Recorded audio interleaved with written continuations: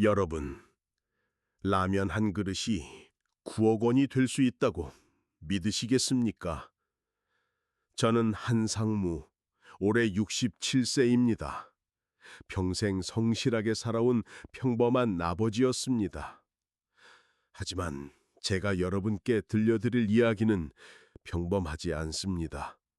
며느리가 제 앞에서 라면을 발로 차며 쏟았던 그 순간부터 저는 더 이상 참지 않기로 결심했습니다. 그 라면 한 그릇이 어떻게 9억 원짜리 복수가 되었는지 지금부터 들려드리겠습니다. 은퇴 후 무릎 수술을 받은 지 석 달, 혼자 지내기 어려워진 저는 결국 아들 도윤의 집에 들어가게 되었습니다. 40년간 다닌 회사에서 받은 퇴직금으로 이미 아들 부부에게 9억 원짜리 아파트를 사주었으니 그 정도면 노후를 편히 지낼 자격이 있다고 생각했습니다. 아버지, 어서 오세요. 아들 도윤의 인사는 따뜻했지만 옆에 서 있던 며느리 미래의 얼굴은 영 달갑지 않았습니다.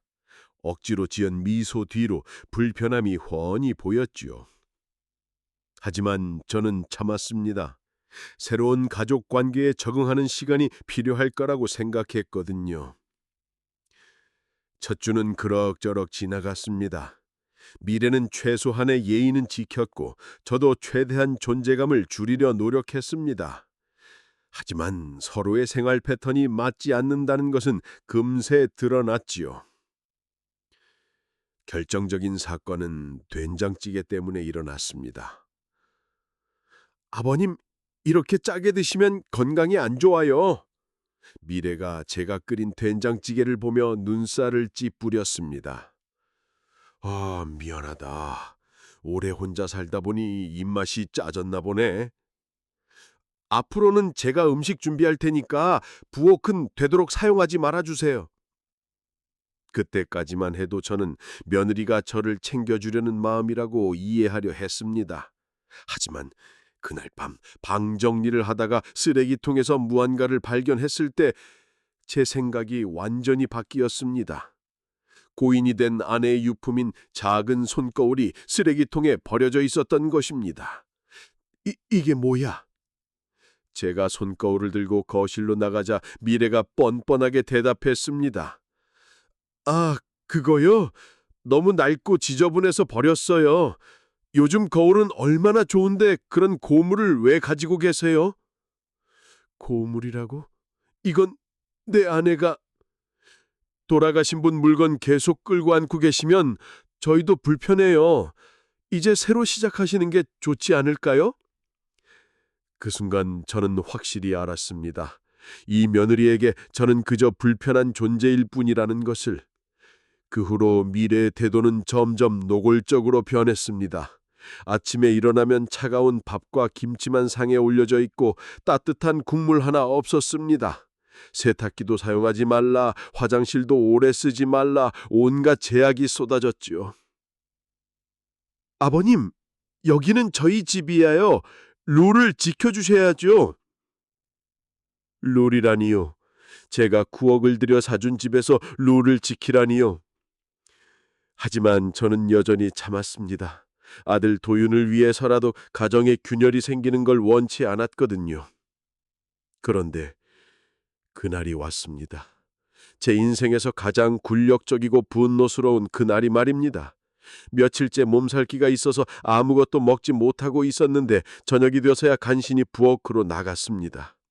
냉장고를 열어보니 텅 비어 있고 찬장에는 라면 하나만 덩그러니 놓여 있었습니다.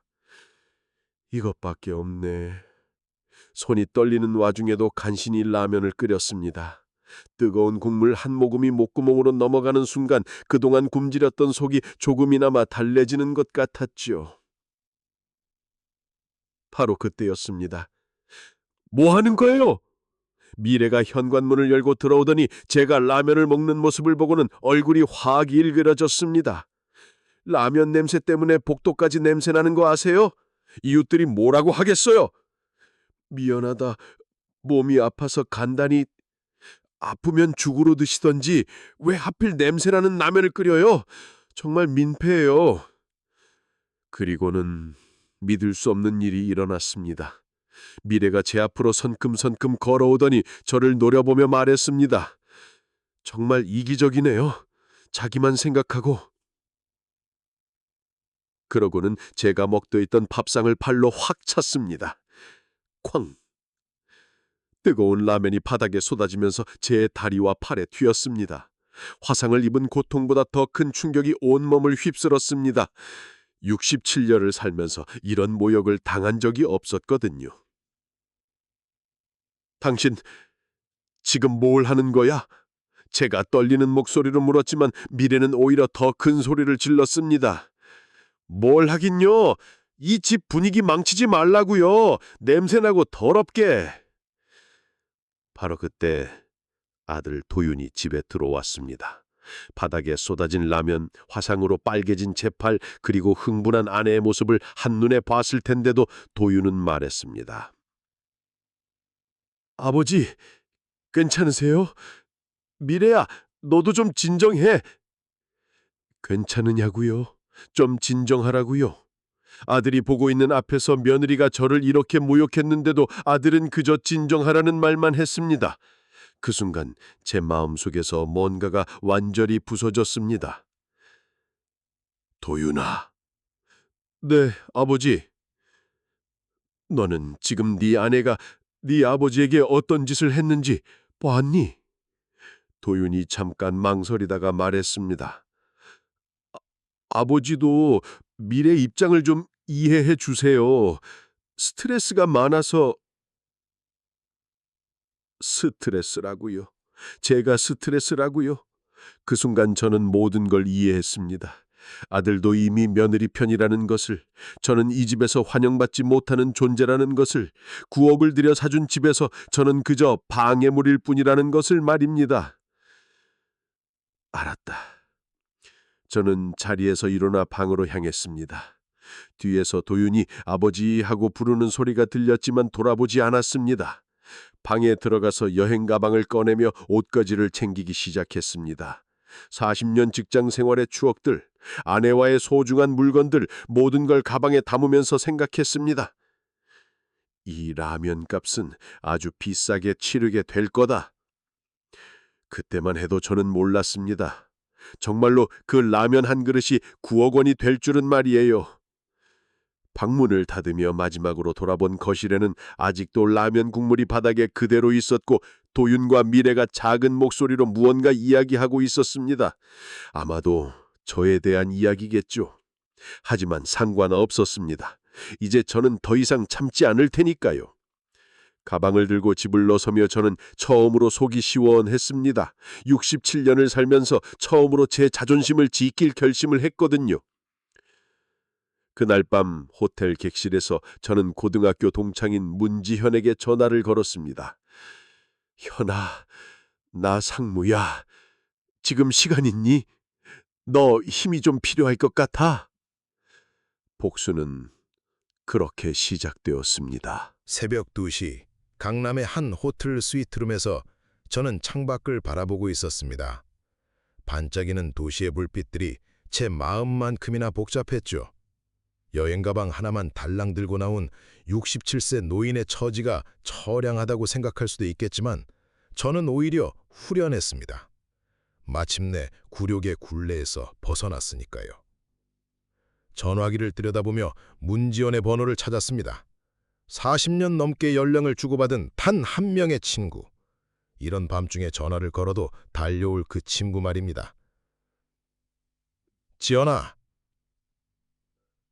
상무냐? 이 시간엔 웬 전화야? 목소리만 들어도 반가웠습니다. 세월이 흘러도 변하지 않는 그 따뜻한 음성이었거든요. 미안하다. 잠 깨웠지. 하지만 네가 필요해. 전화기 너머로 잠깐의 침묵이 흘렀습니다. 그리고 지현이 말했죠. 어디야? 지금 나갈게. 역시 문지연이었습니다. 이유도 묻지 않고 달려오겠다는 그 한마디가 얼마나 고마웠는지 모릅니다. 1시간 후 호텔 로비에서 지연을 만났습니다. 유명 로펌의 대표 변호사답게 품격 있는 정장 차림이었지만 급히 나왔는지 넥타이가 비뚤어져 있었습니다. 상무냐, 무슨 일이야? 얼굴이 왜 그래? 올라가서 이야기하자. 스위트룸에 앉아 지연에게 모든 이야기를 털어놓았습니다. 며느리의 모욕, 아들의 방관, 그리고 라면이 바닥에 쏟아지던 그 순간까지. 지연은 말없이 제 이야기를 들었습니다. 간혹 주먹을 불끈 쥐기도 했지만 끝까지 침묵을 지켰죠. 그래서 나왔다. 더 이상은 참을 수 없어서. 이야기를 마치자 지연이 깊은 한숨을 쉬었습니다. 상무냐, 네가 얼마나 참았을지 안다. 하지만 지금 이 상황을 어떻게 해결하고 싶은 거야? 모르겠어. 그냥 화가 나서 견딜 수 없을 뿐이야. 67년을 살면서 저런 모욕은 처음 받아봤거든. 지연이 잠깐 생각에 잠기더니 입을 열었습니다. 상무냐, 우리 고등학교 때 기억나? 갑자기? 그게 왜? 너는 공부보다 축구에만 빠져 있었고 나는 책벌레였잖아. 성격도 정반대였고. 맞는 말이었습니다. 고등학교 시절 저는 그야말로 철없는 학생이었죠. 공부는 뒷전이고 축구와 친구들과 노는 것에만 관심이 있었습니다. 반면 지연은 항상 성실했죠. 새벽부터 밤늦게까지 도서관에 박혀있던 모범생이었습니다. 그런데도 우리가 친구가 된 이유가 뭔지 기억해? 물론 기억했습니다. 고등학교 2학년 때였죠. 일진들이 지연을 괴롭히던 날이었습니다. 3학년 선배들이 너를 괴롭히고 있을 때, 그래, 너 황자 달려와서 나를 도와줬지. 덩치도 작은 주제, 겁도 없이. 그때 저는 정말 무모했습니다. 3학년 선배 4명이 지연의 돈을 뺏으려 하는데 2학년인 제가 덤빈 것이니까요. 당연히 혼이 날 대로 났지만 그 일로 지연과 평생 친구가 됐습니다. 그 후로 나는 너에게 빚을 지고 있다고 생각해왔어. 네가 없었다면 지금의 내가 있을까? 지연이 제 손을 잡으며 말했습니다. 상무냐, 네가 있기에 지금의 내가 있지. 이제 내가 갚을 차례야. 그때까지만 해도 저는 지연이 단순히 위로를 해주려는 줄 알았습니다. 하지만 곧 놀라운 이야기를 듣게 되었죠. 상무냐, 너 도윤이 집 살 때 어떻게 계약했는지 기억나? 뭔 소리야? 그냥 돈 주고 사준 거지. 아니야, 나한테 부탁했었잖아. 계약서 검토해달라고. 맞았습니다. 9억이라는 큰 돈이 오가는 거래라 지연에게 계약서를 한번 봐달라고 부탁했었죠. 그때 내가 뭘 했는지 기억나니? 글쎄, 그냥 별다른 문제 없다고 했잖아. 지연이 씩 웃으며 서류 가방에서 봉투 하나를 꺼냈습니다. 이걸 봐. 봉투 안엔 손수 작성한 차용증이 들어있었습니다. 제 필체로 쓰여진 게 분명했는데 내용을 보고 깜짝 놀랐습니다. 차용증. 나 한상모는 아들 이도윤에게 주택구입자금으로 금 9억 원을 다음 조건으로 대여한다. 1. 차용인은 차용자가 부모에 대한 도리를 다하지 않을 경우 언제든 원금 상환을 요구할 수 있다. 2. 이 경우 차용인은 14일 내에 원금과 연 5%의 이자를 일시 상환해야 한다. 3. 상환이 불가능할 경우 담보물에 대한 모든 권리는 차용인에게 귀속된다. 2023년 11월 15일 차용인 한상모, 채무자 이도윤, 보증인 구미래. 이게 뭐야? 너 그때 너무 취해서 기억 못하는구나. 계약 끝나고 술 마시면서 혹시 모르니까 이런 것도 써두자 하고 했잖아. 물론 농담 반, 진담 반이지만. 정말 기억이 안 났습니다. 하지만 분명히 제 필체롭고 도윤과 미래의 서명도 있었습니다. 그런데 이게 법적으로 유효해? 물론이야. 증인도 있고 당사자들 서명도 다 있고 완벽한 법적 문서지. 지연이 차용증을 들며 설명했습니다. 상무냐, 넌 그냥 돈을 준 게 아니라 빌려준 거야. 조건부로 말이지. 그리고 그 조건은 이미 위반됐어. 조건 위반? 부모에 대한 도리를 다하지 않을 경우라고 돼 있잖아. 며느리가 시아버지에게 폭력을 행사하고 아들의 일을 방관한 것. 이보다 명확한 조건 위반이 어디 있어? 순간 머리가 띵해졌습니다. 9억 원을 그냥 준 게 아니라 조건부로 빌려준 거였다니. 그럼 이걸로 뭘 할 수 있는데? 간단해. 원금 상환 요구를 하는 거야. 14일 내에 9억 원과 이자를 갚으라고. 못 갚으면 집을 넘기라고. 하지만 도윤이가 어디서 9억을 구해? 그게 포인트야. 못 구하니까 집을 포기해야 하는 거지. 그리고 그 집은 다시 내 것이 되는 거고. 지연의 설명을 들으며 저는 복잡한 심정이었습니다. 복수할 수 있다는 기대감과 함께 과연 이렇게 해도 되는가 하는 고민이 들었거든요. 상무냐, 이건 복수가 아니라 정당한 권리 행사야. 지연이 마음을 읽은지 말했습니다. 네가 평생 모은 돈으로 집을 사줬는데 그 집에서 모욕을 당했잖아. 이건 당연히 되찾아야 할 권리야. 맞는 말이었습니다. 제가 번 돈으로 사준 집에서 쫓겨날 이유는 없었죠. 그럼 어떻게 진행하면 돼? 일단 내일부터 증거를 수집해야 돼. 며느리의 폭행, 모욕적 언사, 그리고 가능하면 도윤이의 방관 행위까지 모든 걸 문서화해야 해. 그런 걸 어떻게 증거로 만들어? 내가 알아서 할게. 넌 그냥 내 말만 따라하면 돼. 지연이 확신에 찬 목소리로 말했습니다. 상무냐, 기억해. 우리는 지금 정당한 일을 하고 있는 거야. 네가 당한 모욕을 그냥 넘어갈 수 없는 거야. 새벽 4시가 넘어서야 지연이 돌아갔습니다. 혼자 남겨진 스위트룸에서 저는 창밖을 바라보며 생각했습니다. 40년 전 고등학교 복도에서 괴롭힘을 당하던 친구를 도왔던 그 일이 이렇게 돌아올 줄이야. 인생은 정말 알 수 없는 것 같습니다. 지연이 떠나기 전 마지막으로 한 말이 계속 머릿속을 맴돌았습니다. 상무냐, 법은 차갑지만 우리의 의리는 뜨겁다. 그 밤 저는 처음으로 편안하게 잠들 수 있었습니다. 혼자라는 사실이 얼마나 든든한지 새삼 깨달았거든요. 그리고 꿈속에서 고등학교 시절의 지연과 저를 봤습니다. 어린 시절의 우정이 이렇게 큰 힘이 될 줄 누가 알았겠어요. 다음 날부터 본격적인 준비가 시작될 것이었습니다. 라면 한 그릇의 값을 제대로 치르게 할 준비만입니다. 지연과의 만남 이후 사흘이 지났습니다. 저는 오랜만에 과거 회사 동료였던 윤혜기를 찾아갔습니다. 혜길이는 퇴직 후 작은 탐정 사무소를 운영하고 있었거든요. 원래는 기자 출신이라 정보 수집에는 도 같은 사람이었죠. 상무 형님, 이게 얼마만이에요? 혜길이가 반갑게 맞아주었습니다. 30년 넘게 같은 회사에서 일한 사이라 가족 같은 정이 있었죠.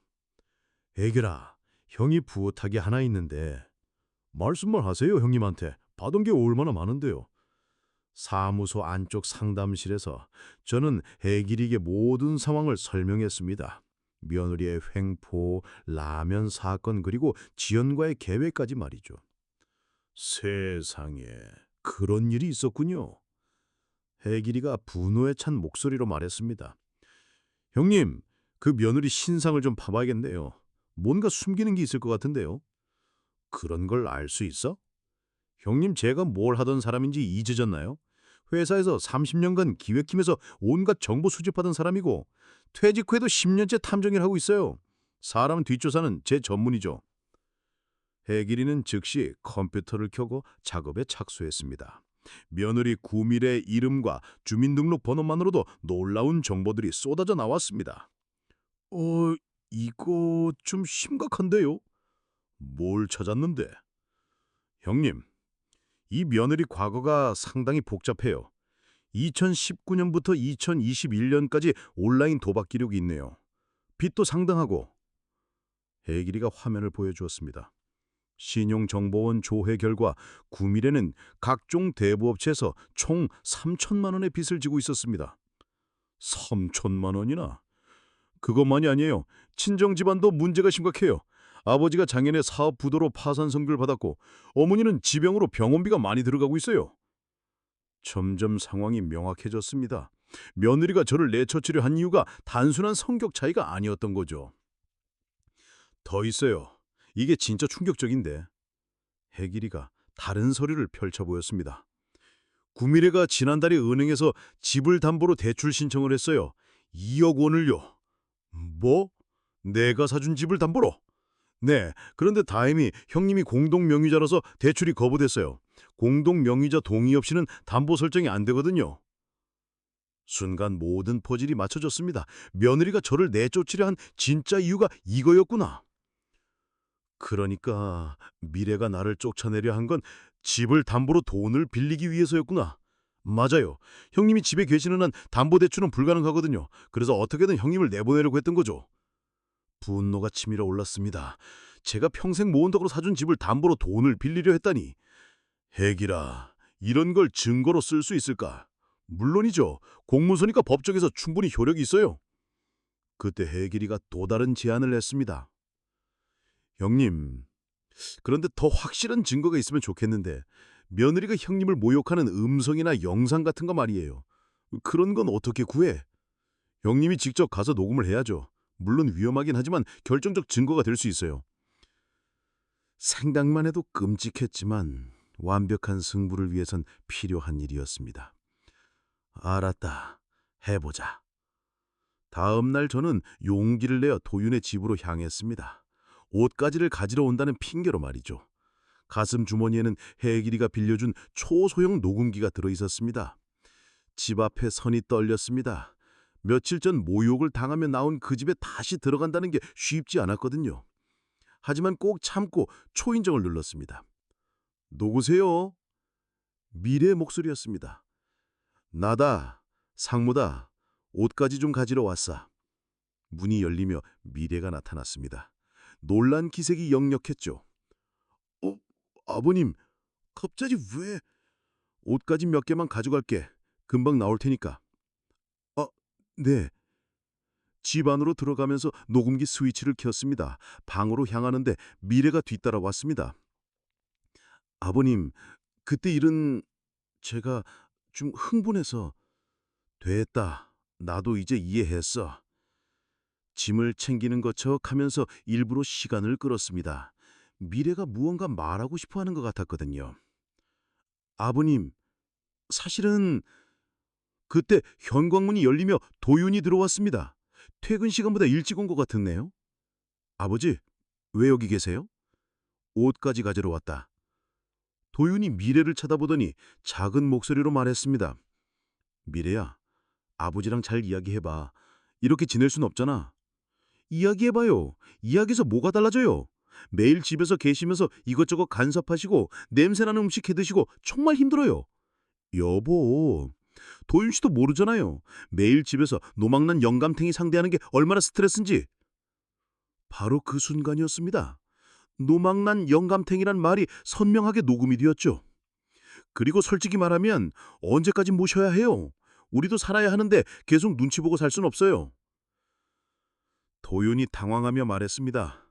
미래야, 그렇게 말하면 안 되지. 왜 안 돼요? 사실이잖아요. 집도 우리 명의인데 왜 우리가 눈치 봐야 해요? 이때 저는 확신했습니다. 이 며느리는 처음부터 저를 집에서 내보낼 계획이었다는 것을. 미래야, 아버지 앞에서 그런 말 하지 마. 아버지, 맨날 아버지 표만 들면서 당신은 정말 마마보이예요. 녹음기가 모든 걸 담고 있었습니다. 며느리의 폭언, 아들의 무력감, 모든 게 다 기록되었죠. 짐을 챙기고 나오면서 저는 마지막으로 도윤에게 말했습니다. 도윤아, 네 선택을 존중한다. 하지만 후회는 하지 말아마. 집을 나서면서 녹음기를 확인했습니다. 20분간의 대화가 모두 선명하게 녹음이 되어 있었습니다. 해길이 사무소로 돌아가서 녹음 파일을 들려주었습니다. 완벽해요, 형님. 이거면 법정에서 결정적 증거가 될 수 있어요. 정말? 노망난 영감탱이라는 모욕적 발언, 언제까지 모셔야 하냐는 부양 의무 거부 발언, 모든 게 다 들어있어요. 해길이가 흥분해서 설명했습니다. 그리고 형님, 하나 더 있어요. 뭔데? 병원 진단서요. 그날 라면 쏟으면서 입은 화상 말이에요. 늦었지만 지금이라도 병원에 가서 진단서를 받아두는 게 좋겠어요. 맞는 말이었습니다. 팔에 남은 화상 흔적을 의사에게 보여주고 진단서를 받았습니다. 열탕에 의한 2도 화상이라고 명시되어 있었죠. 일주일 후 지연의 사무실에서 모든 자료를 정리했습니다. 1. 조건부 차용증 원본. 2. 며느리의 도박 기록과 부채 현황. 3. 무단 담보대출 시도 기록. 4. 모욕적 발언이 담긴 녹음 파일. 5. 화상 진단서. 완벽한 증거망이네, 상무야. 지연이 만족스러워했습니다. 이제 소장을 작성해서 법원에 제출하면 돼. 원금 9억과 연 5% 이자, 그리고 위자료까지 청구할 수 있어. 위자료까지? 당연하지. 모욕과 폭행을 당했는데 정신적 피해 배상을 안 받을 이유가 있나? 서류를 정리하면서 저는 복잡한 심정이었습니다. 이제 정말로 아들과 며느리를 상대로 소송을 걸어야 한다니. 상무야, 아직도 망설여져? 글쎄, 그래도 내 아들인데? 상무야, 기억해. 이건 단순한 복수가 아니라 네 아들을 구하기 위한 싸움이야. 내 아들을 구한다고? 그래, 저는 며느리와 계속 살면 도윤이는 망가질 거야. 그 여자의 도박벽과 거짓말에 휘둘려서 평생 고생할 거라고. 지연의 말이 맞았습니다. 며느리의 진짜 모습을 모르는 아들이 불쌍했거든요. 이 소송을 통해서 진실을 밝히고 도윤이가 올바른 선택을 할 수 있게 도와주는 거야. 알겠어, 지연아. 시작하자. 좋아. 내일부터 본격적으로 들어간다. 그날 밤 호텔 반에서 모든 증거 자료를 다시 한번 점검했습니다. 라면 한 그릇에서 시작된 이 싸움이 이제 9억 원짜리 법정 다툼이 되었습니다. 하지만 저는 후회하지 않았습니다. 67년을 살면서 처음으로 제 자존심을 지키기 위해 싸우는 거니까요. 소장을 접수한 지 2주 후 법원에서 조정기일 통지서가 왔습니다. 본격적인 재판에 앞서 당사자 간 합의를 시도해보자는 거였죠. 지연은 이를 예상했다며 차분하게 준비했습니다. 상무야, 조정에서는 상대방이 어떻게 나올지 지켜보는 게 중요해. 아마 억지 주장을 펼칠 텐데 우리는 침착하게 대응하면 돼. 도윤이도 올까? 당연히 와야지. 피고니까. 조정기일 당일 법원 조정실에서 한 달 만에 아들과 며느리를 마주했습니다. 도윤이는 많이 수척해져 있었고 미래는 여전히 도도한 표정이었죠. 안녕하십니까. 조정위원입니다. 오늘은 원만한 합의를 위해 자리를 마련했습니다. 조정위원이 절차를 설명한 후 상대방 변호사가 입을 열었습니다. 조정위원님, 이 사건은 명백히 악의적 소송입니다. 아들에게 증여한 집을 되찾으려는 것은 반인륜적 행위입니다. 증여요? 지연이 냉소적으로 웃었습니다. 여기 차용증이 있는데 무슨 증여 말씀이신가요? 차용증을 제시하자 상대방 변호사의 얼굴이 굳어졌습니다. 이런 문서가 있었나요? 하지만 이건 형식적인 것 아닙니까? 실제로는 증여의 의도였을 것입니다. 형식적이라고요? 당사자들이 모두 서명한 법적 문서를 형식적이라고 하시는 건가요? 지연의 날카로운 반박에 상대방이 말문이 막혔습니다. 그때 미래가 갑자기 끼어들었습니다. 아버님, 제가 잘못했어요. 그날 너무 화가 나서 사과드릴게요. 지금 와서 사과라. 저는 씁쓸했습니다. 법적 불량을 깨닫고서야 사과한다는 게 더 화가 났거든요. 하지만 9억은 너무 과한 것 아닌가요? 조금 줄여서. 그때 지연이 가방에서 녹음기를 꺼냈습니다. 조정위원님, 이 녹음 파일을 한번 들어보시겠습니까? 노망난 영감탱이. 언제까지 모셔야 해요? 녹음 파일에서 흘러나오는 미래의 목소리에 조정실이 정적에 쌓였습니다. 도윤이는 고개를 숙였고 미래는 얼굴이 새하얗게 변했습니다. 이것이 며느리가 시아버지에게 한 말입니다. 조정위원님, 이런 모욕을 당하고도 합의를 해야 하는 건가요? 조정위도 당황한 기색이었습니다. 이런 발언이 실제로 있었다는 말씀인가요? 네, 증인도 있습니다. 아들인 이도윤이 현장에 있었거든요. 모든 시선이 도윤이에게 쏠렸습니다. 도윤이는 한참을 망설이다가 작은 목소리로 말했습니다. 네, 맞습니다. 그 한마디로 조정은 사실상 끝났습니다. 조정이 성사되지 않을 것 같습니다. 본재판으로 넘기겠습니다. 조정실을 나서면서 도윤이가 저를 불러세웠습니다. 아버지, 정말 이렇게까지 하셔야 해요? 도윤아, 아직도 모르겠니? 내 아내가 어떤 사람인지 말이야. 하지만 가족인데. 가족? 저는 쓴 웃음을 지었습니다. 노망난 영감탱이를 가족이라고 생각하는 사람이 있겠니? 도윤이 더 이상 말하지 못했습니다. 한 달 후 드디어 본재판이 시작됐습니다. 서울중앙지법 민사법정. 40년 직장 생활을 하면서도 한 번도 와본 적이 없던 곳이었습니다. 원고 측 소송 대리인 입증 자료를 제출하시기 바랍니다. 지연이 차분하게 모든 증거를 법정에 제출했습니다. 차용증, 도박 기록, 녹음 파일, 화상 진단서까지 하나하나가 완벽한 증거였죠. 피고 측은 반박할 내용이 있습니까? 피고 측 변호사가 일어서서 말했습니다. 재판장님, 이 차용증은 형식적이며 실질적으로는 부모가 자녀에게 하는 정상적인 증여였습니다. 또한 원고가 제출한 녹음은 허락 없이 녹음했다고 해서 증거 능력이 없습니다. 허락 없이 녹음했다고 해서 증거 능력이 없는 건 아닙니다. 대법원 판례에 따르면 자신이 당사자인 대화의 녹음은 상대방 동의 없이도 증거로 사용할 수 있습니다. 재판장이 고개를 끄덕였습니다. 맞습니다. 계속 진행하시기 바랍니다. 그때 지연이 폭탄 선언을 했습니다. 재판장님, 증인 신문을 신청합니다. 피고 이도윤을 증인으로 세우고자 합니다. 아들이 아버지를 상대로 하는 재판에서 증인으로 서는 것, 상상만 해도 가슴이 아팠지만 진실을 밝히기 위해선 필요한 일이었습니다. 증인 이도윤, 증연대로 나오시기 바랍니다. 도윤이가 떨리는 걸음으로 증연대에 섰습니다. 평생 보아온 아들의 모습 중 가장 초라한 모습이었죠. 증인, 선서하시기 바랍니다. 양심에 따라 숨김없이 사실대로 증언할 것을 서약합니다. 지연이 증인 신문을 시작했습니다. 증인, 2023년 말 집을 구입할 때 아버님께서 얼마를 지원해 주셨습니까? 9억 원입니다. 그때 차용증에 서명한 기억이 있습니까? 네, 있습니다. 그 차용증의 조건을 알고 계셨습니까? 도윤이가 한참을 망설였습니다. 네, 부모에 대한 도리를 다하지 않으면 상환하라는 조건이었습니다.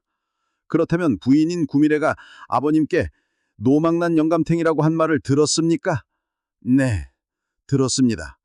그때 증인은 어떻게 했습니까? 저는 아무것도 하지 못했습니다. 왜 하지 못했습니까? 무서워서, 아내가 무서워서. 법정이 조용해졌습니다. 40대 중년 남자가 아내가 무서워서 아버지를 지키지 못했다고 고백하는 순간이었죠.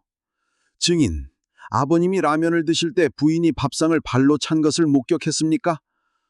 네, 봤습니다. 그때도 말리지 않았습니까? 저는 비겁했습니다. 집에서 평화롭게 지내고 싶어서 아버지보다 아내 편을 들었습니다. 그리고는 갑자기 눈물을 흘리기 시작했습니다. 아버지, 죄송합니다. 아버지가 모욕당하는 걸 알면서도 저는 침묵했습니다. 저는 아들도 아니고 인간도 아니었습니다. 법정안이 숙연해졌습니다. 방청석에서는 훌쩍이는 소리가 들렸고 재판장도 잠깐 말을 멈췄습니다. 증인, 지금도 그렇게 생각하십니까? 네, 저는 아버지께 용서받을 자격이 없습니다. 하지만 이제는 진실을 말씀드리고 싶습니다.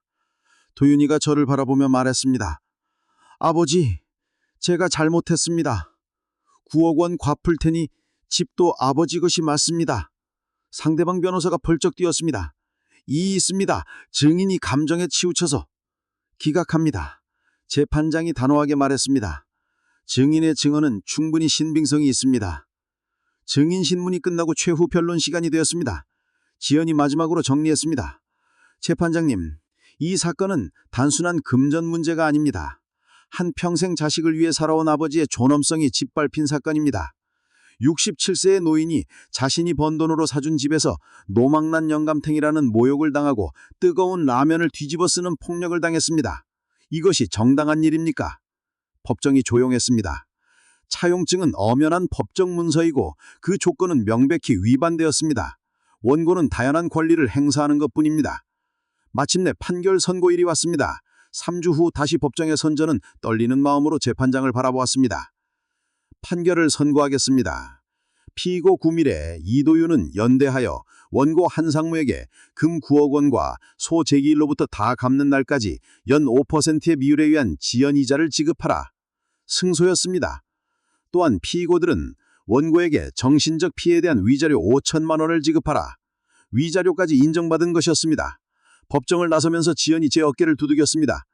축하해, 상무야. 완승이야. 하지만 저는 기쁘기보다 복잡한 심정이었습니다. 이기긴 했지만 가족이 완전히 깨진 것 같아서였죠. 상무야, 이 싸움은 돈이 아니라 내 존엄을 되찾는 싸움이었어. 그리고 너는 이겼다. 맞는 말이었습니다. 67년을 살면서 처음으로 제 자존심을 지켜낸 것이었으니까요. 그날 밤 호텔에서 판결문을 다시 읽어보며 생각했습니다. 라면 한 그릇에서 시작된 이 싸움이 9억 원의 승리로 끝났습니다. 하지만 진짜 중요한 것은 돈이 아니었죠. 제가 인간으로서 존중받을 권리가 있다는 것, 그것을 스스로 지켜낼 수 있다는 것을 확인한 것이었습니다. 판결 확정 후 강제 집행은 신속하게 진행되었습니다. 도윤과 미래가 9억 원을 마련할 방법은 없었고 결국 집이 경매에 넘어갔습니다. 저는 경매에서 그 집을 다시 사들였죠. 제가 처음 사준 가격보다 조금 더 비싸게 말이에요. 미래는 경매 당일까지도 악다구니를 썼습니다. 이런 식으로 복사하시면 기분이 좋으세요? 아들까지 망치시면서! 하지만 저는 더 이상 그 말에 흔들리지 않았습니다. 복수가 아니라 정당한 권리 행사였으니까요. 도윤은 달랐습니다. 집을 잃고 모든 것을 정리하면서도 저에게 한 번도 원망의 말을 하지 않았죠. 오히려 마지막 날 짐을 빼면서 저를 찾아왔습니다. 아버지, 정말 죄송합니다. 이미 법정에서 다 끝난 일이야. 아니에요. 법적인 게 아니라 인간적으로 죄송하다는 말씀이에요. 도윤의 얼굴에는 진심이 담겨 있었습니다. 저는 이제 미래와 이혼할 거예요. 늦었지만 제대로 된 선택을 하려고요. 내 선택이니까 존중한다. 아버지께 진 빚은 제가 평생에 걸쳐서라도 갚겠습니다. 이자까지 포함해서 10억이 넘죠. 하지만 포기하지 않을게요.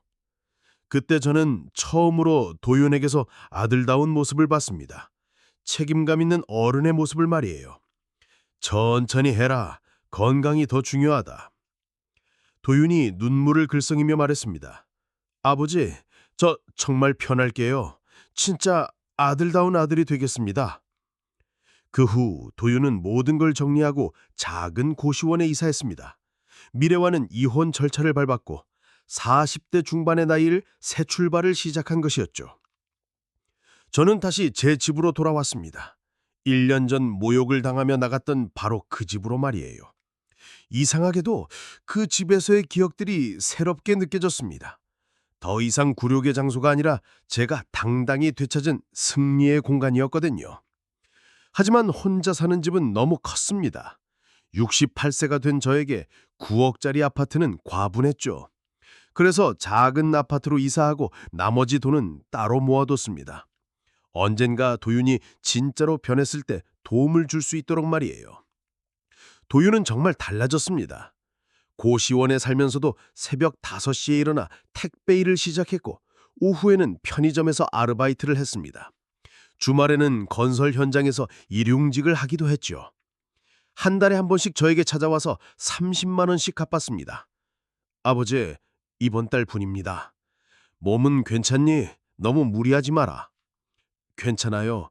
제가 져야 할 빚이니까요. 30만 원으로는 10억을 갚는데 300년이 넘게 걸릴 계산이었지만 저는 그 마음가짐이 중요하다고 생각했습니다. 계절이 바뀌고 1년이 흘렀습니다. 도윤의 이혼이 확정되고 미래는 친정으로 돌아갔죠. 들리는 소문에 의하면 여전히 도박을 하고 있다고 했죠. 어느 날 도윤에게서 특별한 전화가 왔습니다. 아버지, 시간 되시면 제 집에 한번 놀러 오세요. 내 집? 네, 작지만 이제 제대로 된 집을 구했어요. 고시원에서 나와서 옥탑방이지만 제 힘으로 구한 집이에요. 도윤의 목소리에는 자신감이 묻어 있었습니다. 그리고 아버지께 식사 한번 해드리고 싶어요. 제 손으로 직접 만든 따뜻한 음식을 대접해드리고 싶어요. 그 말을 들은 순간 가슴이 뭉클했습니다. 다음 주 일요일 도윤의 옥탑방을 찾아갔습니다. 10평도 안 되는 작은 방이었지만 깔끔하게 정리되어 있었고 무엇보다 도윤이 혼자 힘으로 마련한 공간이었죠. 어서 오세요, 아버지. 도윤이 환하게 맞아주었습니다. 1년 전에 그 수척하고 기운 없던 모습과는 완전히 달랐습니다. 비록 나이는 먹었지만 훨씬 건강해 보였고 무엇보다 눈빛이 살아있었어요. 와, 집이 아담하네. 좁죠? 하지만 제 힘으로 구한 첫 번째 집이에요. 도윤이 자랑스럽게 방안을 보여주었습니다. 정말 작은 공간이었지만 여기저기 생활의 흔적들이 따뜻해 보였습니다. 아버지, 앉아 계세요. 밥 준비해 드릴게요. 작은 식탁에 앉아 도윤이 부엌에서 요리하는 모습을 지켜봤습니다. 서툰 손놀람이었지만 정성스럽게 하나하나 준비하는 모습이 대견했죠. 뭘 만드는 거야? 된장찌개랑 계란말이요. 아버지가 좋아하신다고 어머니가 그러셨는데요. 어머니, 고인된 아내 이야기가 나오니 눈시울이 뜨거워졌습니다. 30분 후 소박한 밥상이 차려졌습니다.